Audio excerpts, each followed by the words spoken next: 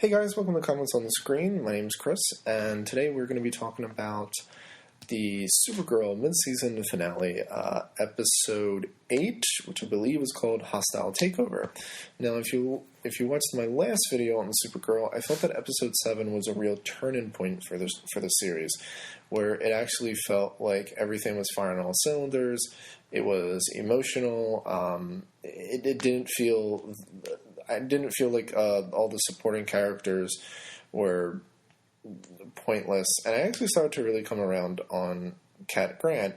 Now, the episode ended with Astra coming back in the story. Now, Astra hasn't been in this storyline since episode 2, and I've not really been a big fan of it. So I was actually really hoping that the show was going to move away from the Astra storyline and focus more on something else. I mean, the last episode we had the big Martian Manhunter reveal, so I thought, that they would move into something like that. What I found in this episode is they tried to throw a few curveballs with the Astra storyline, and the Astra storyline is not going away. I'm really not sure how to feel about this, because on one hand, they've created a story which has two very different perspectives. On the other hand, I felt like the show wanted me to react in a really big way that I just didn't. The fact that Astra was arrested by Kara's mom and used Kara as bait, I felt like that. I didn't really find that to be as huge of a deal. Like, Astra's going around saying, I can save Krypton, and like, okay, but you're also letting other people die. Doesn't that seem kind of counterintuitive? You want to save Krypton, but you're killing people on a Krypton. And I understand the idea that, the needs of the many outweigh the needs of the few, but I felt like I didn't really have enough sympathy for Astra, and I didn't really think this was a real turnaround. I actually felt that Laura, I forget Kara's mom's name, but I felt she did what she had to do. And so when Kara goes and she's like, "You lied to me," and I'm like, she actually didn't lie. I mean, you never asked her any of this, and she just kind of like freaks out. And I just feel like this isn't really. I don't suddenly have sympathy for Astra. I don't suddenly think that the story is very interesting. And in fact, I kind of think it's interesting at the very end when it seems like it might be like this Kryptonian war. But I was kind of more interested in her husband instead of Astra. And it also feels like Astra and her husbands are like, they're substitutes for Zod. And that doesn't really work for me. Especially because when they have scenes of Krypton, my question is, okay, where's Jor-El and where's Zod? I mean, I like the idea that there were other things going on besides Jor-El and Zod, and maybe that they weren't as big, important players as we think they are, but I kind of felt that was really weird. And it's also weird because this show, like I said last week, it has a really bad habit of mentioning things, but never following up on them. Like, there's not a single episode where they don't mention Superman. And in this episode where they mention Lois Lane a bunch of times, I never actually think that they're going to come onto the show unless the show or DC or Warner Brothers or whoever is responsible for saying no to Superman, unless they change their tune. But so it was weird that they didn't mention Jor-El or Zod in this episode, yet.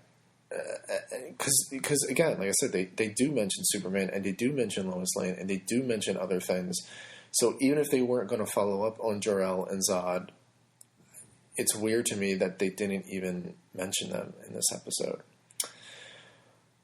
The subplot of the story actually feels like you should care more about this, what's going on with Astra and her husband and everything. And I actually cared more about the emails with Kat. I felt like this episode really did a lot to show a number of different layers to Kat and the reveal of her son, her oldest son.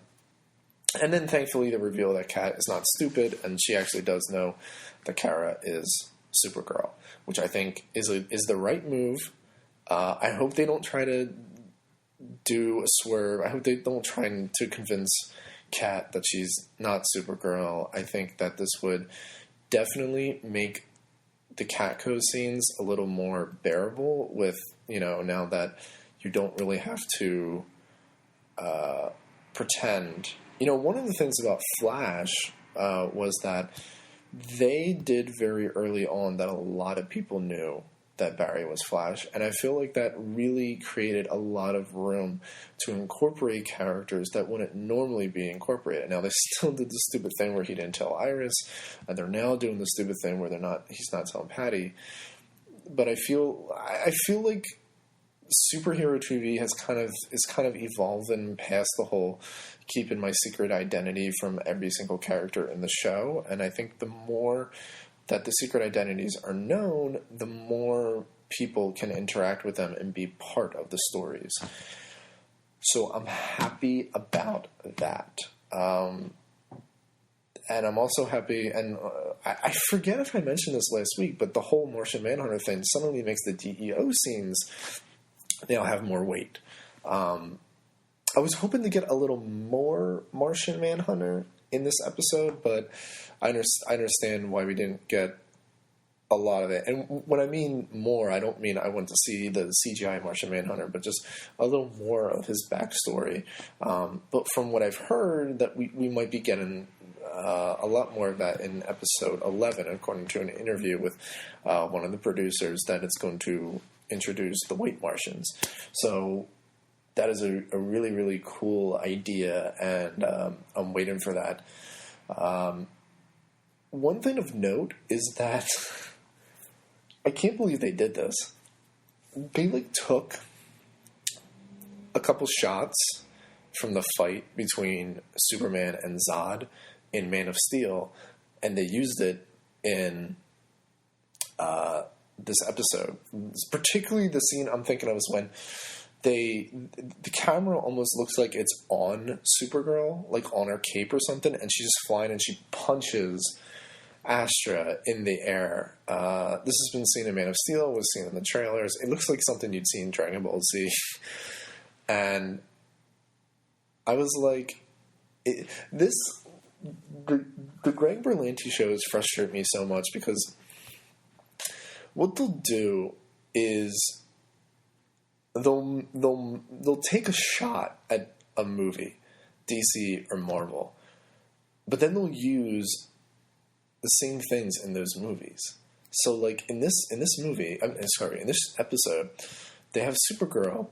They have literally the same shot from Man of Steel, and then there's this debris that falls, and then she goes and catches it, and it kind of is a shot at hey, Man of Steel, but look, Supergirl actually does save people. I'm like, but why even use things from Man of Steel? Everyone hated that movie.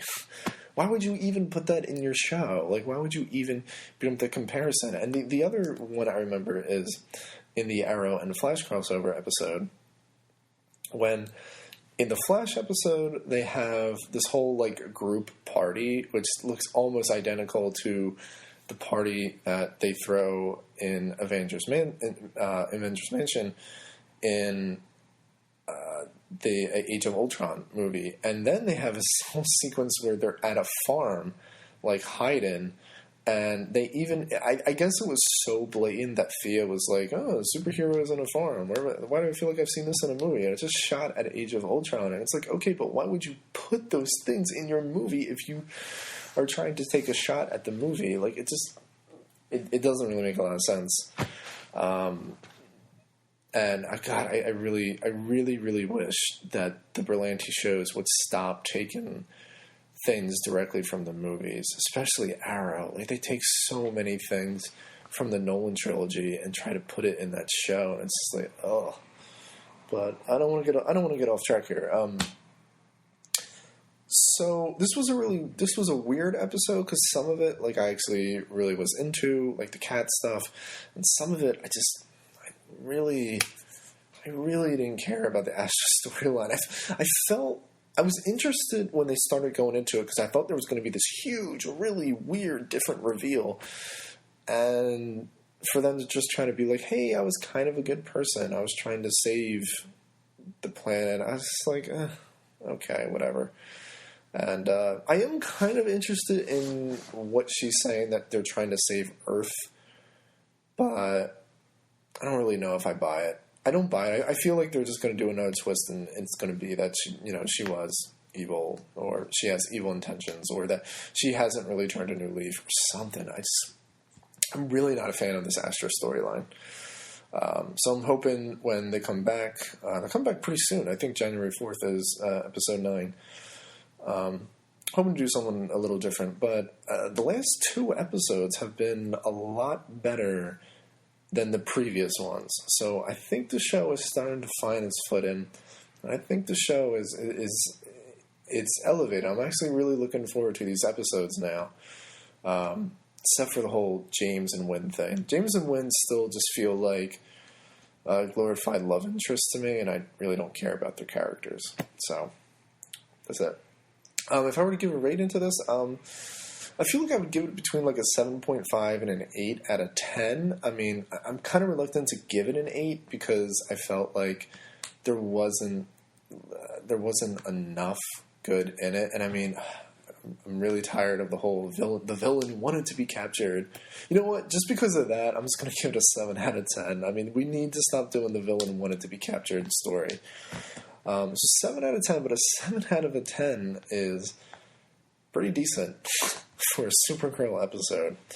So I think this show is getting better. I think if you have any worry, if you're still kind of on the fence about, maybe catching up with the show because you thought the first couple episodes were bad, I don't know if the last 2 episodes are really going to completely change your mind, but I think it's a really good sign that the show is leading to something pretty cool. So that's all I got for you guys today. Tell me what you guys think in the comments. Hit that like button, click subscribe, and I will talk to you guys